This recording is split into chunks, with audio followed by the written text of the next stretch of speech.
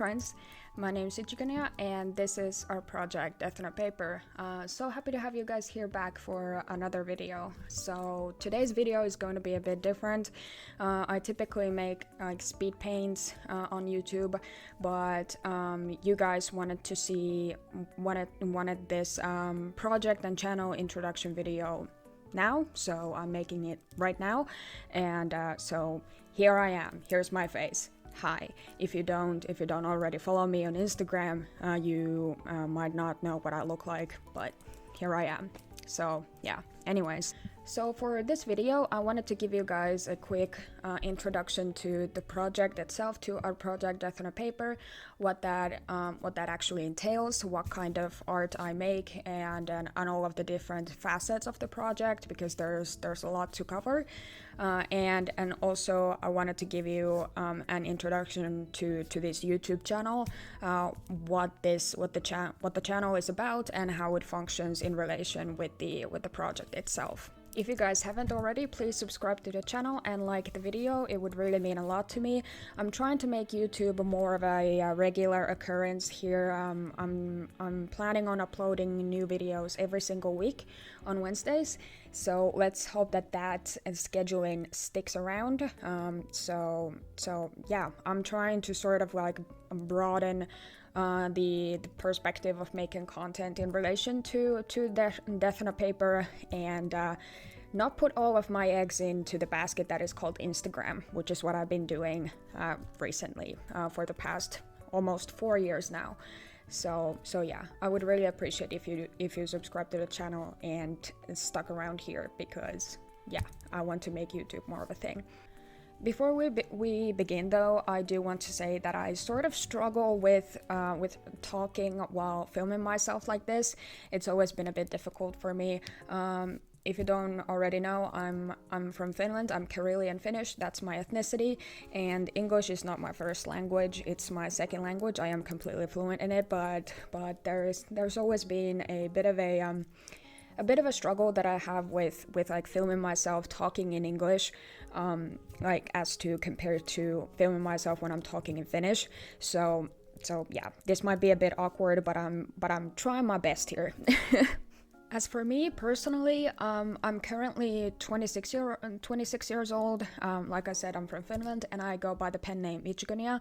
I have chosen to refrain from bringing up my actual real name and my in real life identity onto the internet for various reasons. Well, a lot of them have to do with my trauma and with my illnesses and my experiences with severe and prolonged bullying. So if you do know me in real life, please refrain from bringing up my actual identity. And yeah, I go by Ichigania as a pen name and as a nick to sort of protect my privacy. So I'm officially and formally diagnosed with borderline personality disorder, dissociative disorder, otherwise specified, fibromyalgia, and major depressive disorder. All of these have been caused by my complex childhood trauma that I have from severe and prolonged bullying that took place in my childhood for over a decade. Since from the ages of 4 years old to 14 years old. That's what I'm able to remember as of right now. This dissociation has made it a bit difficult for me to actually even remember all of the things that have taken place. So there's that. That's my current knowledge on my trauma. Over the years, I've remembered a lot of things that have happened to me, as dissociation sort of allows me to remember more parts of my trauma. But yeah, that's my knowledge as of right now. As for other parts of my identity, I'm an extremely queer person. I'm a gender non-conforming demisexual lesbian. That's a mouthful. I go by they them pronouns exclusively. Do not refer to me as she her. I recently got engaged to my longtime girlfriend. They are an American, so I now call them my fiance for obvious reasons. We've been engaged for a bit over a month now, and we've been together for well over 4 years at this point. So yeah, and they recently moved to Finland, so I live with them as of right now, and we're planning on getting married soon as well. So there's that too. But yeah, I don't like to talk about myself too much when I'm making any type of content and in regards to my art and all of that kind of stuff, even though at the core of it all, like, there are like my lived experiences with severe and prolonged bullying and all of the health conditions that have made me now chronically ill and disabled and unfit for a regular kind of job. I don't want to talk about myself too much, mainly because I want to protect my privacy to the best of my abilities, for the sake of like my own safety and recovery process and all of that kind of stuff, because I'm still extremely sick, and I'm in the process of like getting proper kind of treatment, but everything's kind of been on hold for a very long time now. So I don't want to talk about myself too much because of those reasons, and I don't want this to be about myself as like a person, because I'm an artist, I'm an illustrator first and foremost. I'm not an influencer. I guess I'm a content creator to some extent, even though I don't really like that label, but technically I am.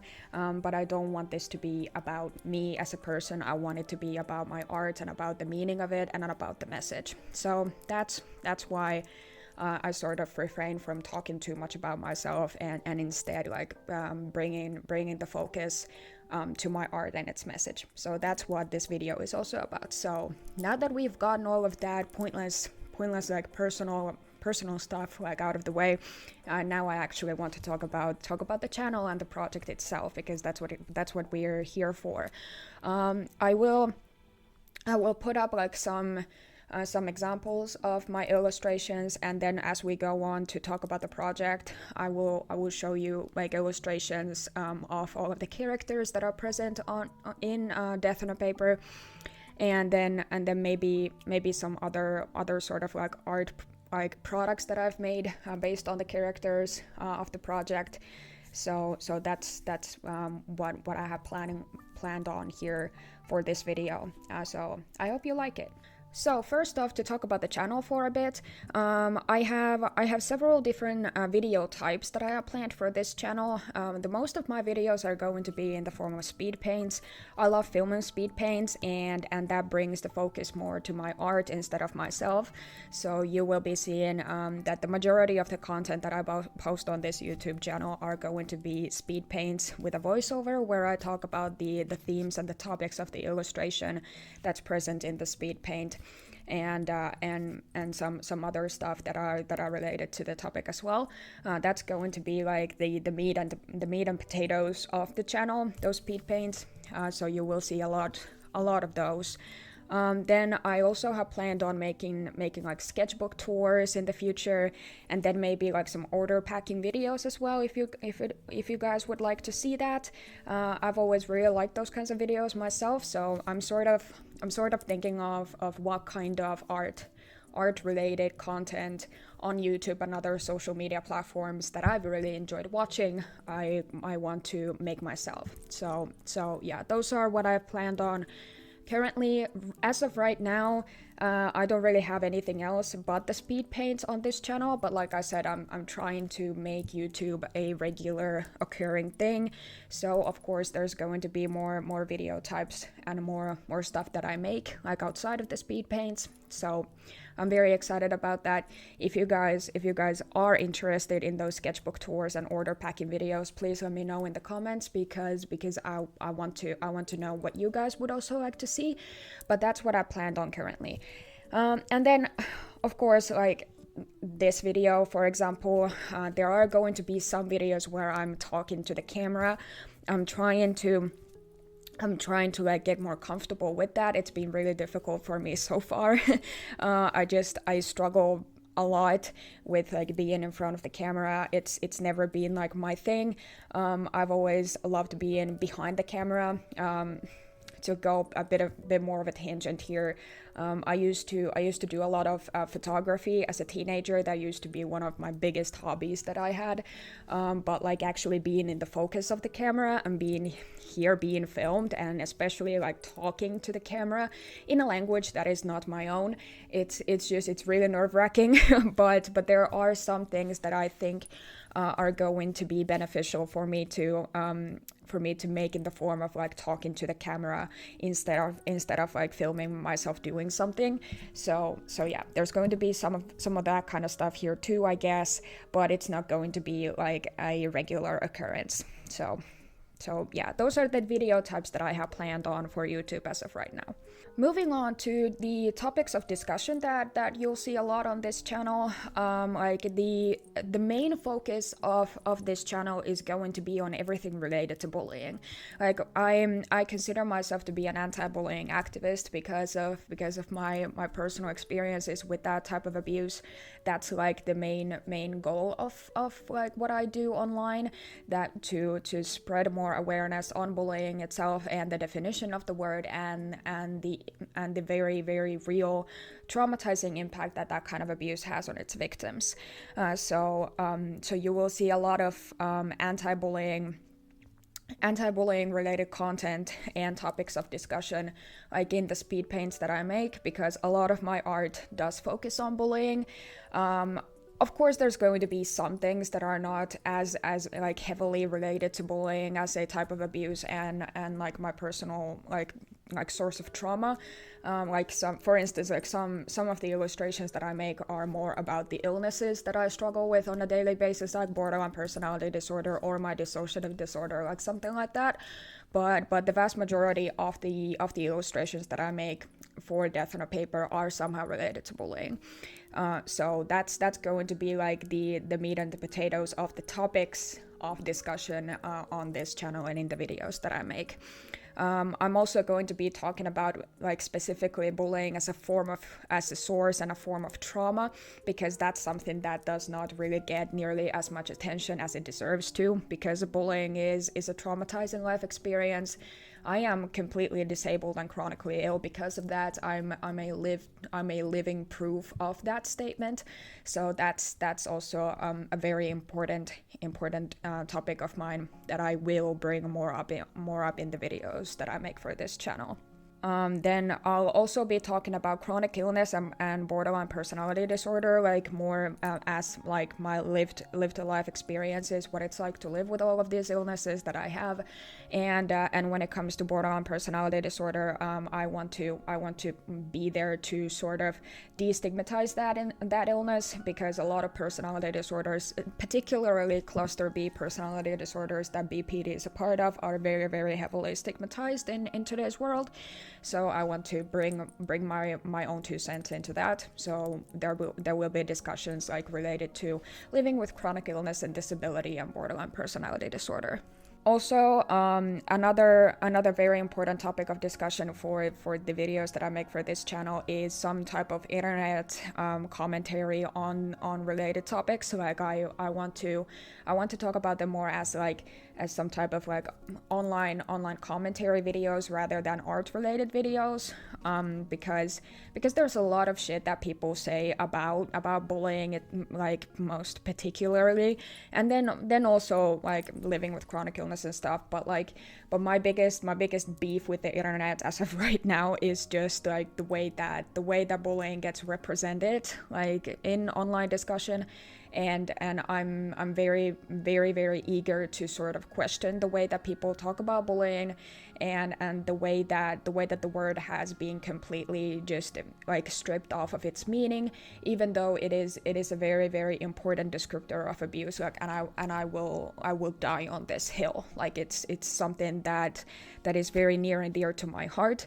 I will never stop talking about the importance of bullying as a descriptor of abuse, because it is so incredibly unique, and it is very, very important that we treat that term with the sort of respect that it deserves. Then some other topics of discussion that are a bit more lighter and not so heavy with like all things related to trauma and chronic illness, and then like more analytical conversations about bullying. I also want to be making videos that are about like navigating life as a traumatized and chronically ill person, and also having art as a profession and a job, because that's what I'm here for. Like this is my job. I want to make this like an actual like legit source of income, because even my medical team has said that that's what I should do.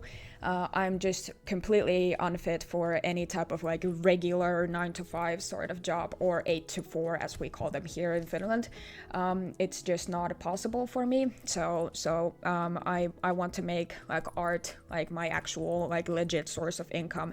As of right now, my main source of income is like government benefits, because, well, chronic illness basically. So those are going to be also topics that I want to talk about in a more like chill, like relaxed kind of manner, and not so heavy with the topics and even like triggering conversations topics and all of that kind of stuff. So that's about the topics of discussion that you will be seeing on this channel from here on out. Now, moving on to who I make content for on this channel and what the functions of this channel actually are. So my goal is to make content for other victims of bullying. That is perhaps the most important demographic, because I want to reach out to other people who have been victimized by their peers to the same extent as I have, and I want to let every victim that I ever come across is to know that what they have gone through is not normal, and that if they are struggling greatly with their mental health and other health related problems, then that is completely valid, because bullying is just as valid of a reason for trauma and as valid of an abuse form as any other. We just don't talk about it enough, and we don't talk about the very severe and just awful consequences of that type of abuse. So that is perhaps the most important target demographic that I have for my content across all the platforms that I have. I also want to reach out to educators and teachers who are partly responsible for enabling bullying, especially in school environments. My initial plan was to study to become a teacher. I enrolled into university in 2019, and my goal was to become a Finnish and literature teacher. I've always felt at home in the world of academia, and I wanted to work at schools to be able to make sure that my own students were not abused in the same kind of way as I was. But unfortunately, my health has come to the point that I genuinely do not think that I will ever be able to go back to the field of education.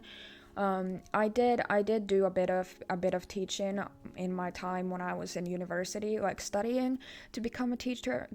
I did some of that, and I absolutely loved every second of it. It was great. It was what I wanted to do for my life. But it is the world of education and the school system, the school environment, that is responsible for traumatizing me to the extent that I have been, because it is not just about the abusive kids themselves. It's also about the system and about the authority figures, the teachers, the educators, the principals, the student counselors, the school nurses, all of that kind of stuff. Every single person out there that works in the field of education is responsible for allowing and enabling the abuse that happens at school to kids.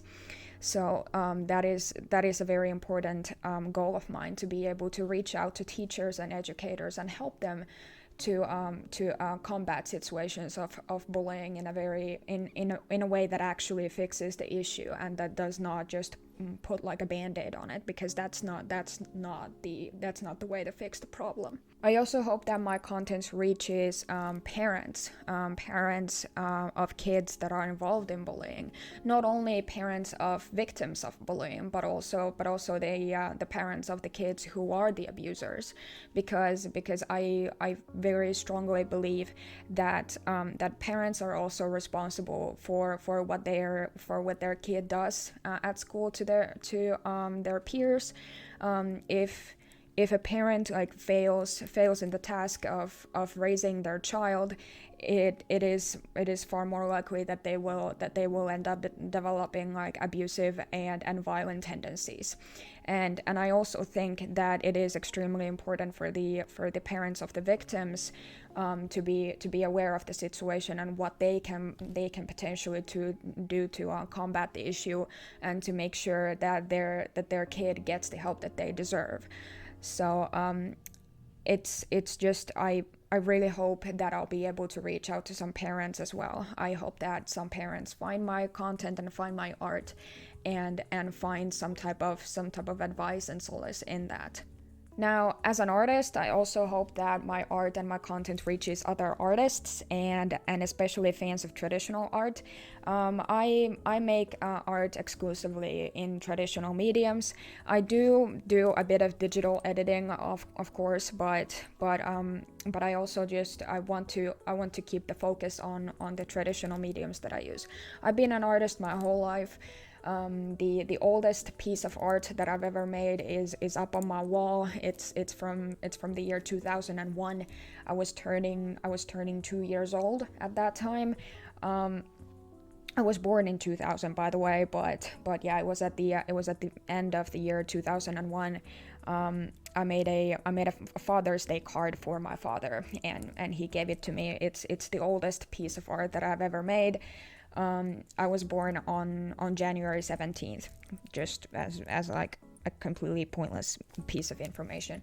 But yeah, I've always been an artist, and yeah, art is just, it's very important to me, and I've fallen in love with every single traditional medium that I've used. So most of my art is illustrative art made with a variety of brush, pen, markers, and ink markers. I also do a bit of painting, especially with watercolors and gouache. Those are my most like used mediums that I have. So yeah, I hope that other traditional artists find me, because there's not quite a lot of us on the internet these days. I feel like the vast majority of illustrators especially like work with digital mediums because it's very easily accessible, and there's far more like I think it's the variety and just, you know, being able to work wherever you are, like with digital art, that really sucks people into it. I've done quite a lot of digital art myself too. I have a tablet and a software and everything. It's not for me. It's not for me. Also as like just as an extension of all of the art related stuff, my content is made for hopefully enjoyers of animanga. I'm a huge animanga fan, as you can probably tell by the way that I look and by the way that my art looks. My art is greatly inspired by the 2000s shoujo animanga style. That's my main source of inspiration.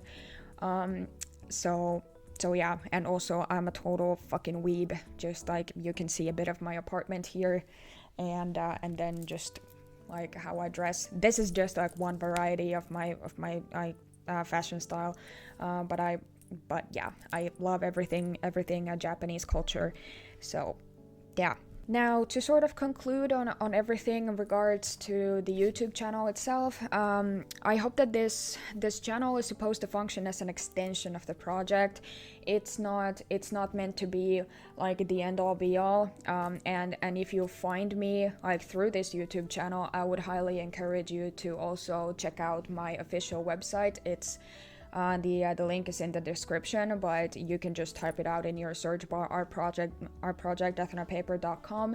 That's where everything is. That's where my blog is. That's where my portfolio is. That's where like my art shop is, where I sell like all kinds of cute little shit. So yeah, that's like my main hub. Like if you know the domain and like the address, the website address, whatever the fuck it's called, Jesus, like that's where everything is. That's the most important part of it. So YouTube is just like an extension of that. I want it to function as a way to like reaching out to new and old fans in an engaging way. I want to make this platform something that we can sort of work with together, like hearing you guys out, what kind of content you want me to make, what kind of topics you want me to cover, and all of that kind of stuff. So yeah. When it comes to the project itself, it has its very unique and its own sort of structure that I've built it upon.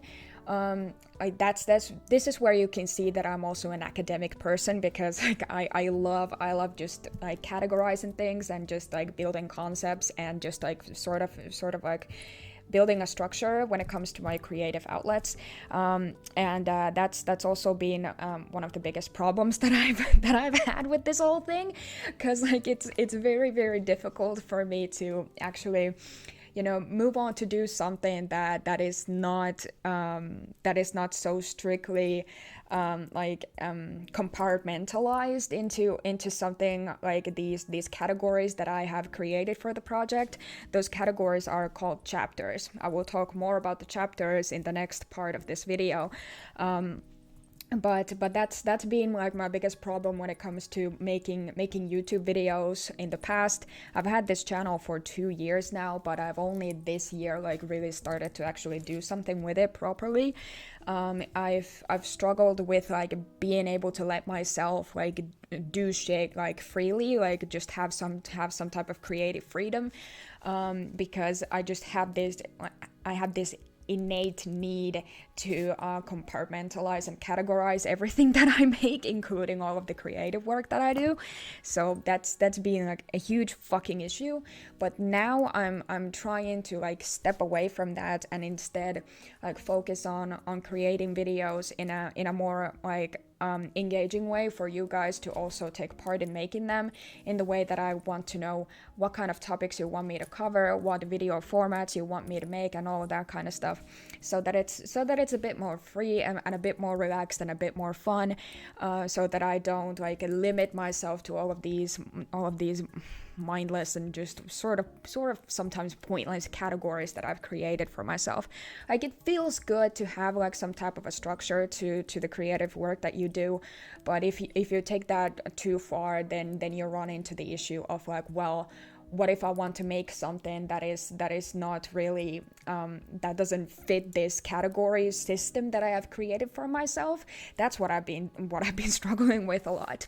So I hope that this new sort of outlet that I've created for YouTube, and this new sort of outlook, maybe that's the right word, that I've created for making YouTube right now, I hope that takes me somewhere. So, but we'll see. But you guys are going to be a part of making all of this as well. I want you to give me your input on what you want me to make. So I hope that that's what this channel is also for. So yeah, that pretty much covers all of the stuff in regards to the channel. So now I want to talk to you more about our project Death on a Paper, the thing that I have created and what this is all about. So, what is our project Death on a Paper? Well, I want to start off by saying the tagline of this project, and it is "When bullying leads to borderline personality disorder." That summarizes the entire message of the project, because it is about bullying and it is about borderline personality disorder. I created this project. I started working on it in the year 2022, after I had just been diagnosed with BPD officially. I was in an inpatient period at the psychiatric ward of my then hometown. And that's where I was diagnosed officially with borderline personality disorder. I started working on the project while I was at the ward, and then after I had been discharged from the ward, I really started to sort of conceptualize the project more. But that's where it all started. And to sort of like summarize to you what the project actually is about, our project Death on a Paper is a multimedia artistic collection of illustrations and articles and social media content, forms and posts that depict my life story of severe and prolonged bullying, and the complex childhood trauma that came from the bullying, and the subsequent mental and physical disorders and illnesses that I live with now as an adult. That's what this is all about. So this is my life story, but it is told in a relatively unique way, I would like to say. So yeah. And while the tagline does include borderline personality disorder, that is not the only illness that I do sort of cover with my illustrations and with the articles that I write and all of the social media bullshit that I make, because I do have 3 other illnesses that I am diagnosed with, and they do also like bleed into everything. But my main diagnosis is BPD, and that's where it all started from back then in 2022. It's been almost 4 years since I started working on this project, which is very insane to think about, but yeah. Anyways, that's like the most summarized version of the meaning of the project that I can give you right now. So let's talk about the characters of our project, Death on a Paper. Who are they and what are they for? Well, they are symbolic representations of different parts of myself, and also people that have played an important part in my life in one way or another. There are five main characters, and then there are 2 additional bonus characters that are not as fully fledged as the original 5. So yeah, I will introduce all of the characters to you right now. I will include like some illustrations and concept art and all of that kind of stuff here on the screen of each of the characters, so that you can get a more like a bigger, a more wider understanding of what they look like and all of that kind of stuff. So yeah, to start things off with, the main character and the one that you see the most is called Ichigania. They are my persona. They are supposed to represent current day me, in addition to everything that has happened to me in my past. But they are a personification of me as an individual right now as an adult, and with all of the trauma that I have gone through. They are the face of the project. As you can see, like in my profile picture, the profile picture that I have for all of the platforms that I use is the one and the same. Their face is there because they are the face of the project, and they are supposed to represent me as a person. And yeah, their pronouns are they, them as well. They are gender fluid, that's their gender identity. So they are this cute little cat girl. Obviously, I'm not a cat girl myself, unfortunately, but I've always wanted to be one, so that's why they are a cat girl. Just so you know, I'm not gender fluid myself, but my persona is. There's a lot of lore for that, why I've decided to give them the gender identity label of gender fluid instead of like the gender identity labels that I use personally. But I'm not gonna go into that right now because we would be here for like 4 hours. That's not all that interesting right now. So yeah, but they are gender fluid, and their design is inspired by various interests and fashion styles that are very, very near and dear to my heart. And yeah, they represent the 2 different sides of me: the very the edgy, angsty emo kid, and then the cute kawaii animanga obsessed cosplayer. So that's why they look like the way they do. So yeah, that's them. You will see them the most. Now, the second main character is called the Kid. This is her. Her pronouns are she, her, and she represents little me, child version of me, especially between the ages of 10 to 13. That's what she is for. She represents the little kid that was abused by her peers, and going through trauma every single day and trying to just survive and make it out on her own. Every single illustration that has something to do with what actually happened to me as a little kid, she's going to be there. So yeah, she is the second most important character in Death on a Paper by far, because well, yeah, she's my inner child. Also, the kid's design is inspired by the outfit that I wore for the class pictures from my 4th grade, which was when I was around 10 to 11 years old. These are clothes that I owned as a kid, and her entire appearance is based on the way that I used to dress as a little kid. So yeah, she is basically me as a child. So I'm very protective over her, and yeah, a lot of the other characters that I have for Death on a Paper are something that I like to consider them more as symbols than actual fully fledged characters, because they only really symbolize and represent like certain like aspects of me as a person, or like and certain qualities that the people in my life have had. They're not really fully fledged characters in like when it comes to like character traits or like origin stories or personality traits or whatever, like not that kind of stuff. But the kid is one that is maybe the closest to like an actual character, because she is quite literally me as a little kid. Moving on to the third of the 5 main characters, this is the Pain. Her name is the Pain, and her pronouns are she, her. She symbolizes and represents the trauma that I have, and borderline personality disorder, all of the mental illnesses that I struggle with on a daily basis due to that trauma.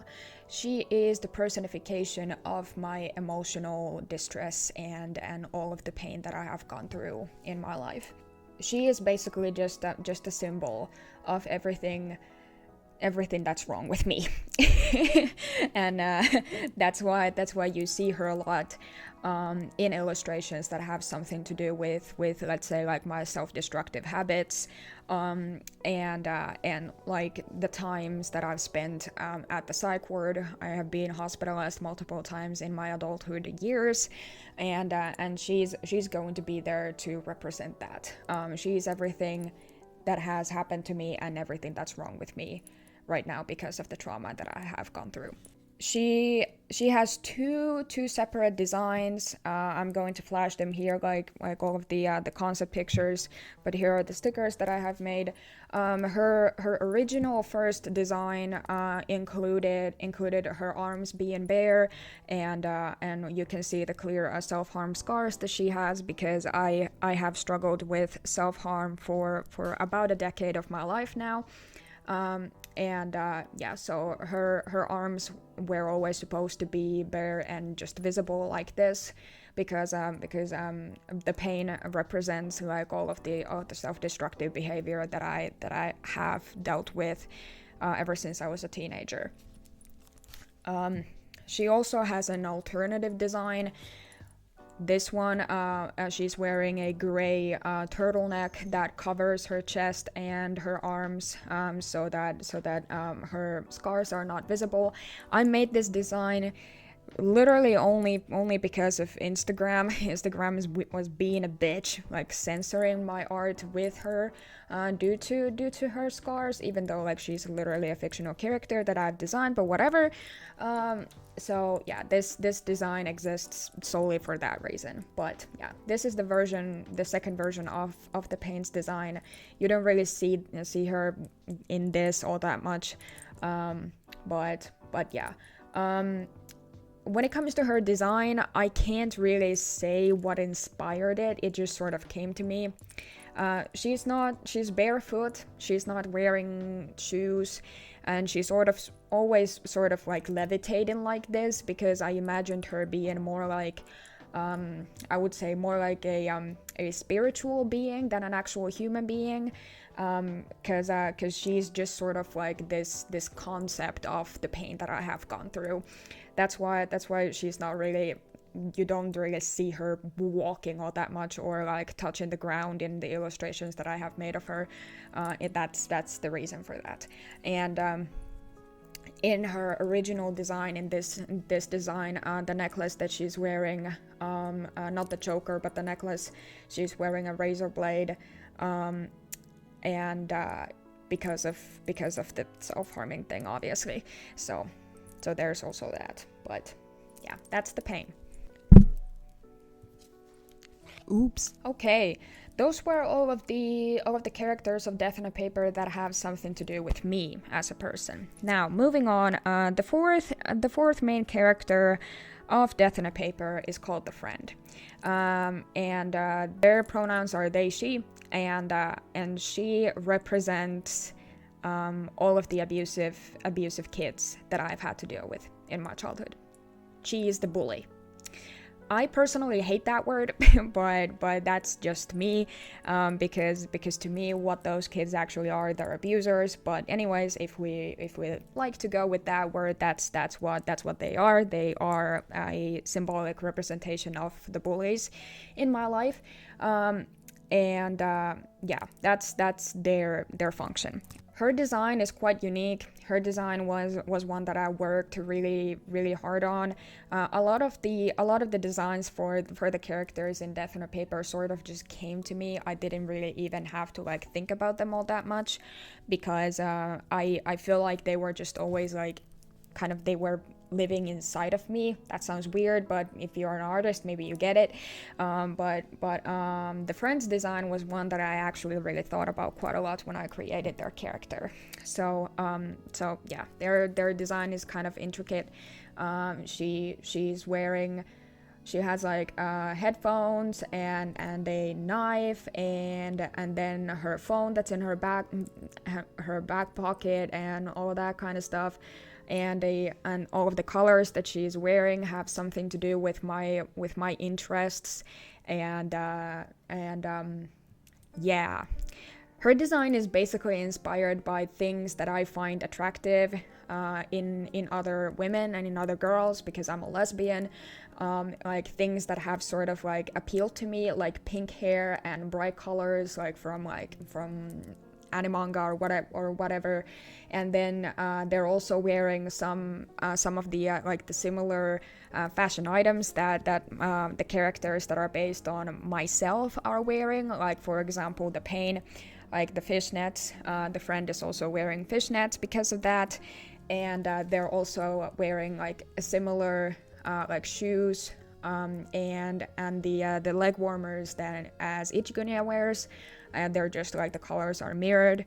But yeah, that's the reason. And then they have the Chelsea smile that they can also cover up with a scarf. I'll put up like an illustration of them wearing the scarf where the Chelsea smile is hidden, so that you don't see anything that's wrong with her. It's just sort of like, well, I mean, this is a totally normal girl.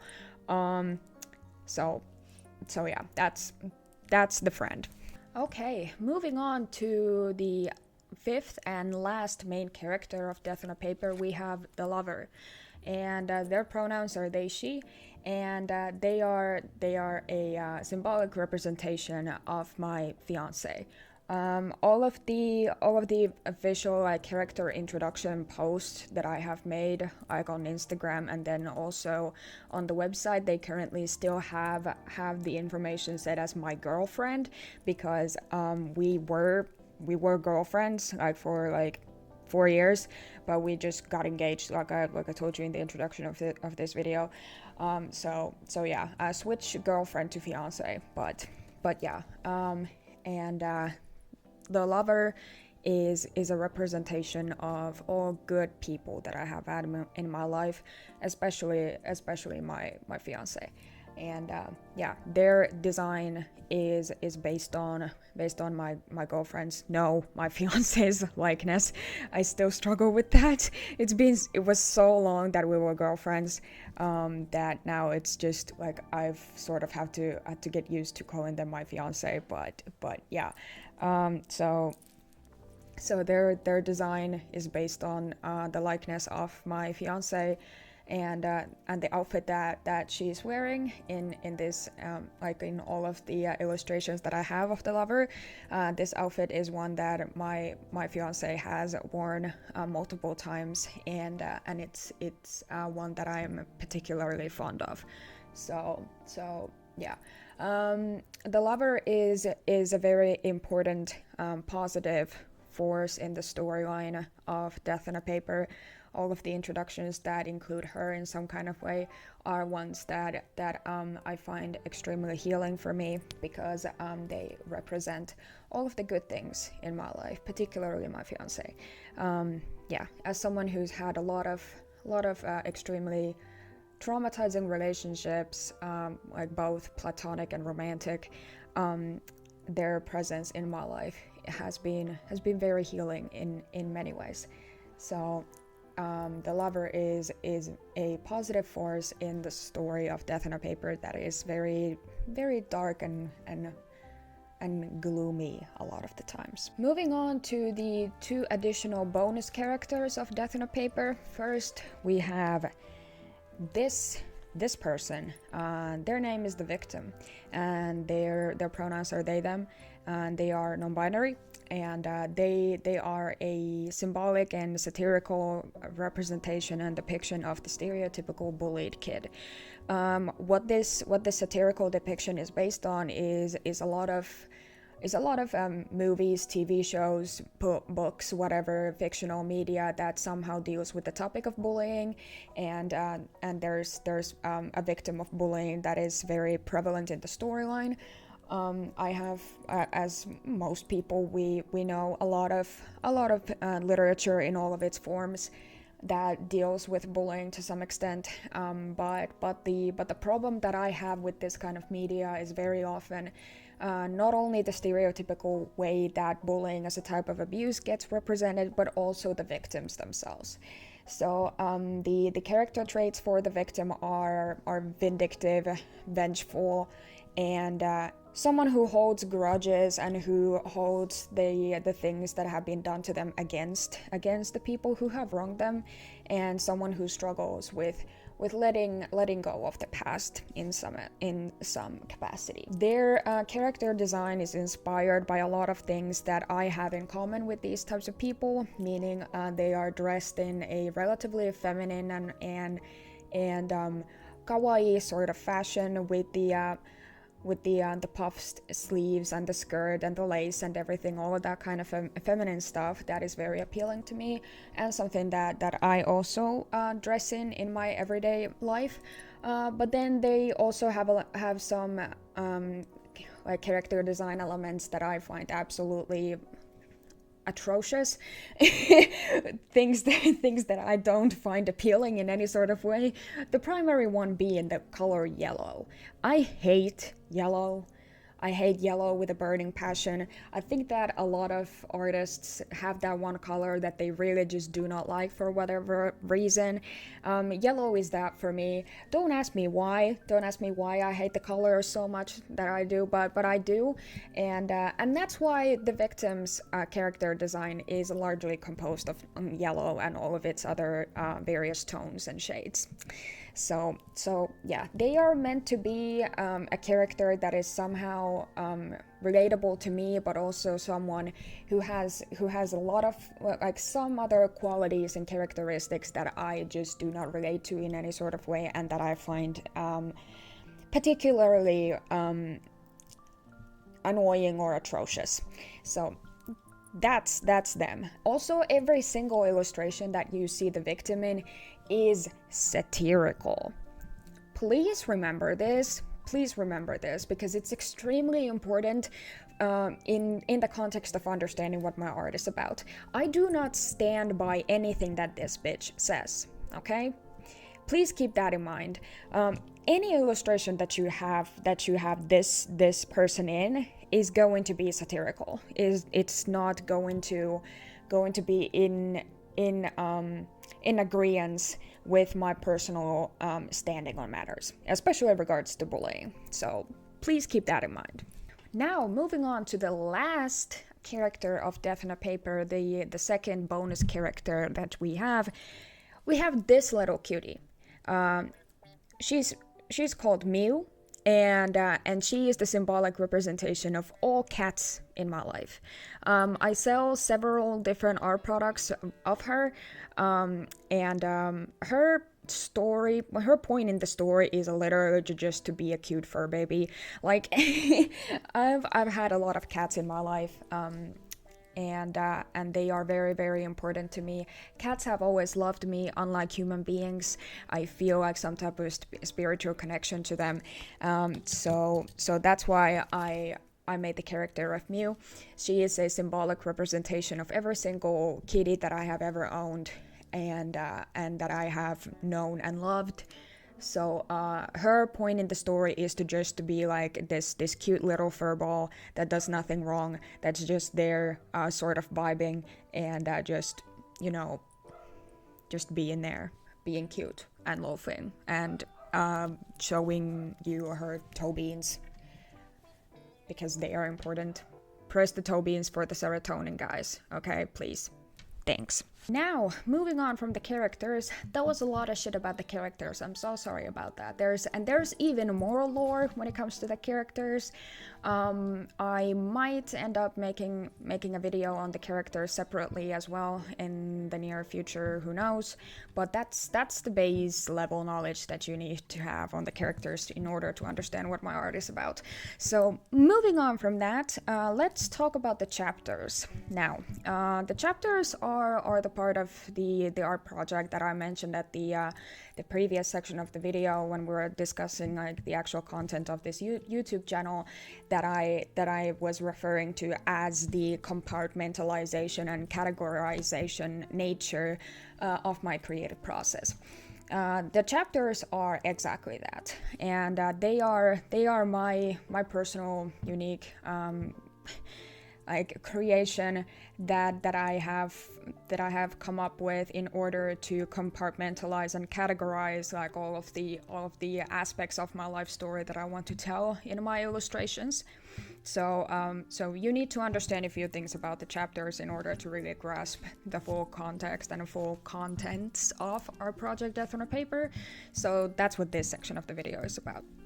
So to put things as briefly as possible, every single chapter of Death on a Paper is based on either a feeling, a symptom, a reaction, or an event that is somehow connected to my personal experiences with bullying, complex childhood trauma, borderline personality disorder, and all of the other health conditions that I struggle with now as an adult. So far as of July 2026, I have finished 14 different chapters, and I am currently working on the 15th one. The current one, chapter 15, is called Online, and it's about cyberbullying and all kinds of other internet shit that have something to do with like discourse surrounding bullying and whatnot. And some of the previous chapters that I have made are there's the second chapter that I made was called Blade, and it was about self-harm and self-destructive behavior that is very typical for people with borderline personality disorder, me included, especially because I have the subtype of self-destructive BPD. And then I also had a chapter called Hospital, which was about my psychiatric ward inpatient hospitalization period, what it was like to be hospitalized as a mentally ill person, what that was like being at the psych ward. And then some other chapters that I've made. One was called Filthy, and that was about sexual harassment and sexual abuse as a subtype of bullying, and what it was like, and how that differs from sexual abuse and sexual trauma that comes from, let's say, like family members. And what else? I mean, I've made so many of them, Jesus.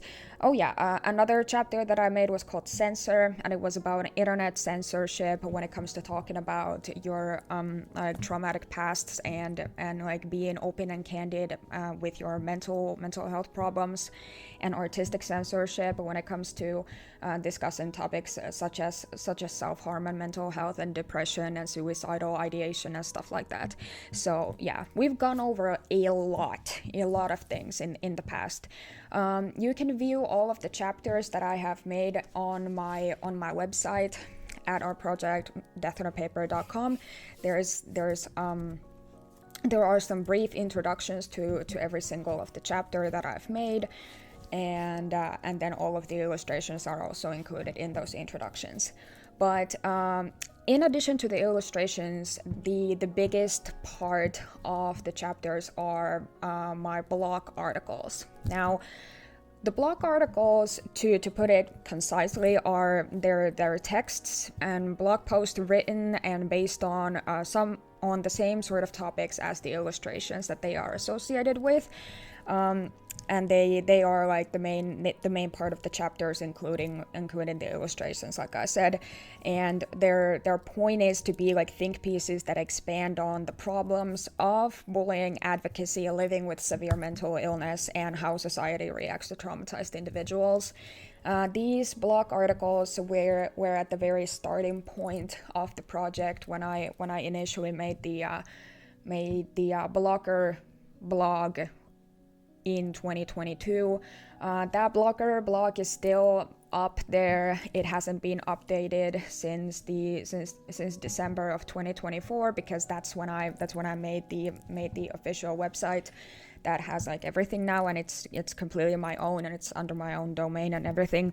But yeah, that's how it started off as in 2022. I created a blog on Google. And I started writing about these things. I started writing those blog articles in association with the illustrations themselves. So I think that for me personally, the articles are just as important as the art itself, and I've been trying to include more of them on my Instagram post and all of that kind of stuff. But yeah, so every single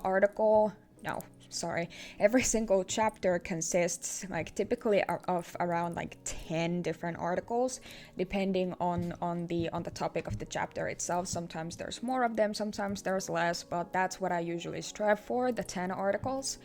And they are associated with the illustrations that depict like one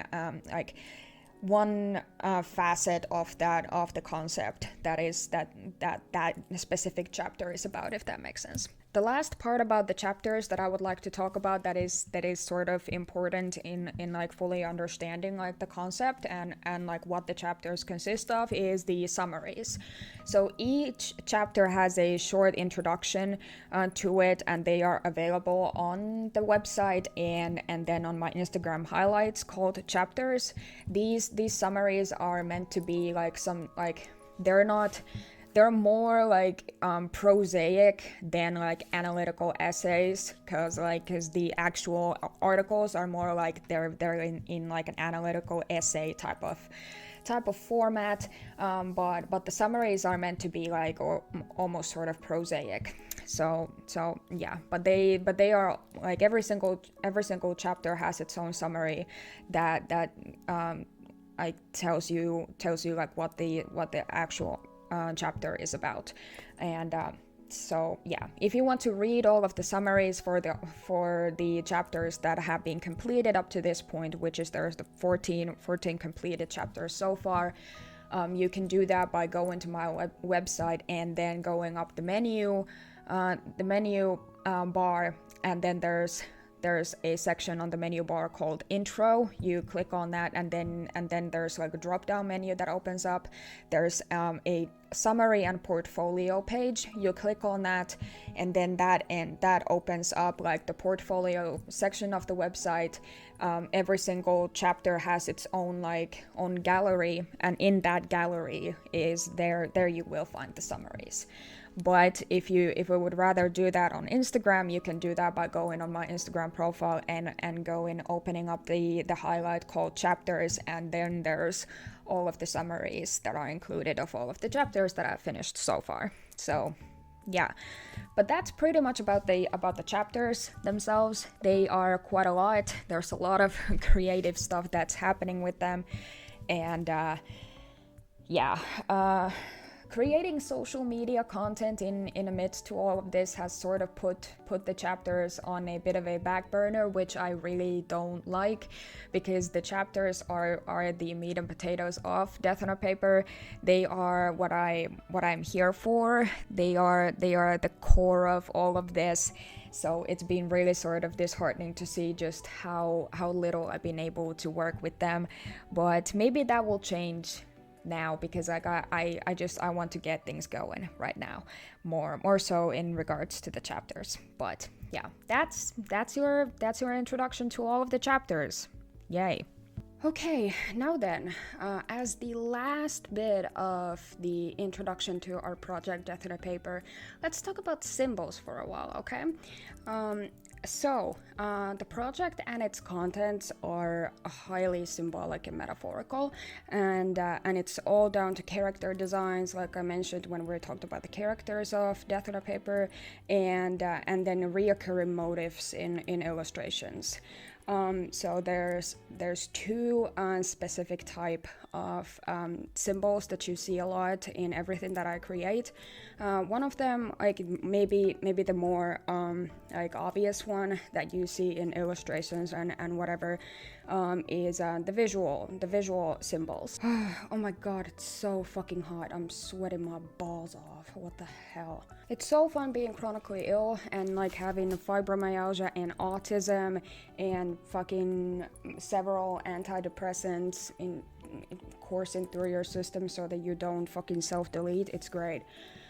I love summer. Fuck me. The visual symbols. These visual symbols are like things like elements and character designs. For example, like the color schemes that I use for characters. Like we talked about the victim, for example.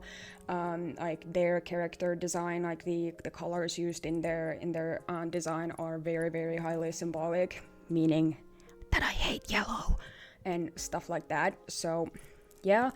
And then also reoccurring like fashion elements that you see in the characters, like for instance the fishnets are present in multiple characters, and that's a visual metaphor. And all of these character design visual metaphors and symbols are meant to symbolize like certain aspects of me and my lived life experience. They don't perhaps like open up in the same kind of way if I don't explain them, but that's sort of like that's sort of the point of the art, you know. The art does that for you. Sorry, if you like pay attention to it like enough, I guess. But that's the way that I create. Like, and symbols are just everywhere. Another example of visual symbols that I have is like numbers, for instance. I think it's more like a typography sort of thing, maybe, but I consider them visual metaphors because I hate numbers, and but like for example, the number 5 is very prevalent in everything that I create. You see the number 5 and all of its variants, like the number 25 or 50 or 15 or something like that. And there's a reason for that, and that is that the number 5 is my unlucky number. Things like that. And then also certain like item placements, like things like, I don't know, the friend's phone is a symbol for cyberbullying and online harassment, online abuse, stuff like that. All of these visual symbols, they symbolize something important in my life, either like parts of myself and my selfhood, my identity, things that I'm interested in, things that I associate with myself. That sounds very weird, things that I associate with myself, but that's because I have really no sense of identity. Borderline personality disorder does that for you. So you sort of understand and know yourself through like observing yourself like from the third person point of view, if that makes sense. You look at yourself and you're like, oh yeah, that thing about me is something that I associate with myself. Like, I picked that thing and I know that thing about myself, so that tells me something about myself, if that makes sense.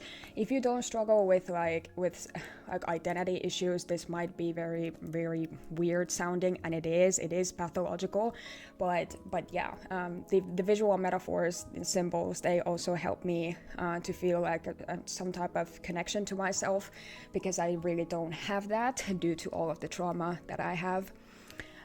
So yeah, that's the visual symbols that you see in my art. Then there's also like verbal symbols. Like for instance, certain stylized choices in typing. This is more of a thing with the articles, the blog articles that I write for each of the characters. No, characters, chapters, Jesus. Know your own terminology, bitch. Like things like capitalizing the letter F when talking about friends. The difference between friends without the capitalized first letter and then friends with the capital first letter is that friends with the capital first letter mean abusive kids. Like people, your peers that were supposed to be your friends but then turn out to be your abusers. So things like that. Or when I talk about myself as a kid and the first letter of the word kid is capitalized, I'm also talking about the character of the kid, and I'm talking about that kid that went through abuse at the hands of their peers. See, things like that. I almost spoke Finnish. No, ihan sama. Mitä vittua? Antaa olla. Some other verbal symbols that you see are their inclusions of culturally significant elements in writing. Like, I'm Karelian Finnish, so I include elements that are like very significant in my culture, in my writing. Like, for example, like Finnish sayings, Finnish proverbs, like Finnish way of looking at the world. You can see that in my writing if you know anything about Finnish culture and the Finnish language. I sometimes even use like Finnish words in my writing because there is really no other translation for them, and they also symbolize like my connection to my roots as a Karelian Finn. But all in all, Death on a Paper is a it's a very multifaceted like collection of different artistic expressions that all have their roots in my childhood trauma that comes from bullying. That's what it is. But it is something that I am proud of myself for creating, and I'm still at the very early stages of this project, because there are so many things that I still haven't even touched upon when it comes to my trauma and when it comes to my experiences with bullying, because it was a lot. I went through a lot of shit as a kid, and I'm still very hesitant to even talk about some of the things that happened to me. But that's what this project is here for, and I hope that it offers you a place to be heard and seen in your trauma, because bullying is a type of trauma that we very, very rarely talk about in the same capacity than I do, because it is a greatly misunderstood, misconstrued, and diminished type of abuse and trauma. So that's my main goal here, to give victims a space to talk about and to feel seen and heard in their experiences with bullying. Okay, well, that was it. That was the video. Whew, it was a lot of work. I've been filming for like several hours at this point, I think. But yeah, I hope you liked it. I hope you liked the video. And yeah, I feel like the things that I still struggle the most with when it comes to YouTube is intros and outros. I don't really know how to begin the things that I make and then how to end them. Yeah, that's also something that I did struggle with back in school and even in university when it comes to writing. Like the starting and the ending points have always been like my weakest link. But maybe I'll get better as I make these. So yeah, I hope you like the different type of format. As I've been filming this video, I've sort of realized that it's a bit easier for me to talk to the camera when I am not seeing myself.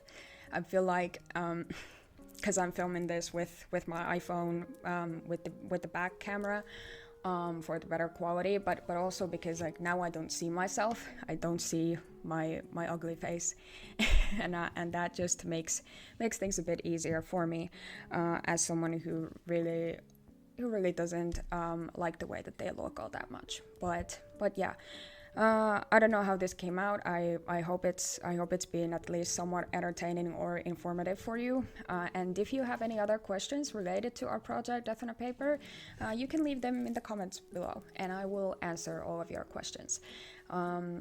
Yeah, but also please do keep in mind that there are some things that I will never discuss publicly when it comes to my trauma. I'm sure that you guys will understand that. But when it comes to my art, I am more than willing to tell you anything that you want to know about it. So yeah. Next video, I don't know how that will be like, what it will be about. I have two other ideas in mind that I gave you guys as options to vote for this week's video. And this the introduction video won that poll, but I do have two video ideas already that I am planning on. One of them is a art product showcase video where I share everything that I sell on my art shop, in case any of you want to buy some of my shit. I have a lot of stock that I need to get rid of, so yeah, that's something that I will make. And we still do have some aspects of cyberbullying and online abuse that I haven't gone through in the chapter of online. So there will be at least 2 more videos and 2 more articles and illustrations that I have planned for online. So those are going to be the next speed paints that I will be making, I feel like.